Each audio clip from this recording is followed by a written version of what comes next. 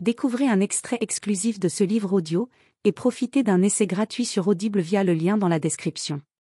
Les paupières. Putain, pourquoi avais-je autant envie de pleurer? Simon commença à déboutonner mon jean et tout à coup, je fus submergée par les souvenirs de Michael. Les souvenirs de cette nuit-là, de sa bouche sur ma peau, de ses lèvres sur les miennes. J'eus l'impression de revivre tout cela. La trahison, la tromperie, la plus grande erreur de ma vie. Étais-je en train de la commettre de nouveau? Non, merde, je ne faisais rien de mal. Simon n'était pas n'importe qui. Simon voulait partager quelque chose avec moi. Je lui importais. Je lui importais plus qu'à Michael, plus qu'à Nicolas. Nicolas. Son visage apparut devant moi, ses maudits yeux azur qui me regardaient comme si j'étais le diable en personne. Ses lèvres, sa manière de m'embrasser comme si c'était la dernière fois, de m'écraser contre le lit, voulant parfois sentir mon corps avec un tel désespoir qu'il me coupait carrément la respiration. Les mains qui essayaient à présent de me dénuder n'étaient pas les siennes, ne seraient jamais les siennes. Et je ne croyais pas pouvoir un jour les oublier, pouvoir un jour prendre du plaisir avec un autre homme. J'en fis presque une crise d'hystérie. Paniquée, j'écartai Simon d'une bourrade et je me relevai d'un bond. « Je suis désolée, je ne peux pas. » Je reboutonnai mon pantalon et cherchai la sortie comme un animal en cage, car c'était ainsi que je me sentais, en cage, captive de mes propres sentiments. « Noah, attends, je suis désolée. Si tu n'es pas prête, il faut que je parte. » Je me rendis dans la cuisine où je trouvais mon t-shirt jeté n'importe comment sur le sol. Je le ramassai et l'enfilai d'un mouvement presque brusque.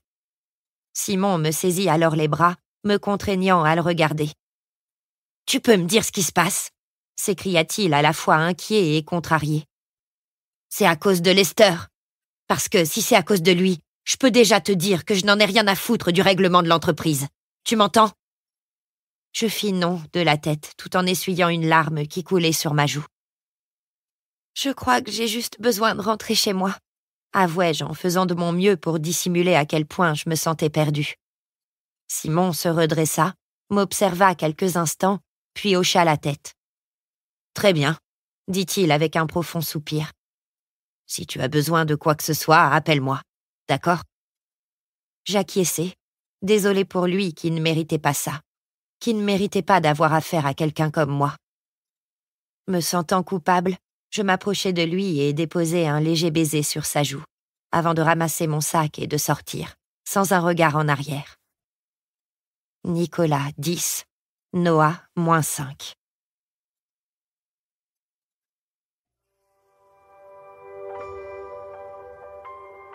Chapitre 2. Nick. Je ne la suivis pas quand elle partit en claquant la porte de la salle de réunion. Ce n'était pas le meilleur moment. Je savais bien que j'avais poussé les choses à l'extrême. Je m'étais comporté comme un véritable salaud. Mais penser à Noah en train de faire avec un autre ce qu'elle avait fait avec moi me rendait furieux, tellement furieux que même mon bon sens s'était remis en question. Je savais que c'était moi qui l'avais poussée à tourner la page, et je savais que ça signifiait que je devais la laisser refaire sa vie avec un autre.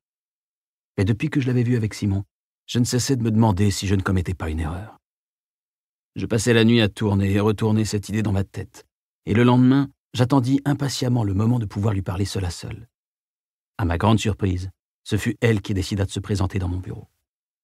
Elle ne frappa même pas à la porte, ce qui ne fit qu'aviver mon envie de l'embrasser. Je l'observais ouvertement de la tête aux pieds.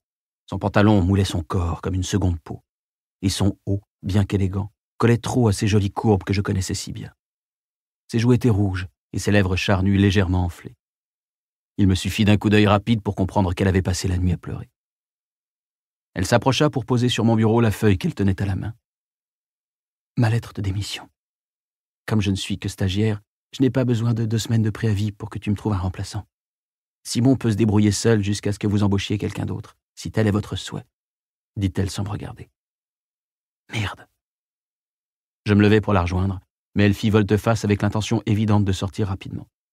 Je l'attrapai par le poignet. « Attends, bon sang !» dis-je entre mes dents. Les lèvres serrées, elle se libéra d'une secousse et croisa les bras. « Ne démissionne pas, Noah. Ce n'était pas mon intention. »« Je veux partir. J'en ai besoin, » dit-elle en me regardant droit dans les yeux. « Pourquoi voudrais-tu quitter un emploi qui te rapporte plus que n'importe quel autre travail que tu pourrais trouver? Tu préfères vraiment perdre de bons... Livre audio complet gratuit disponible en description de cette vidéo.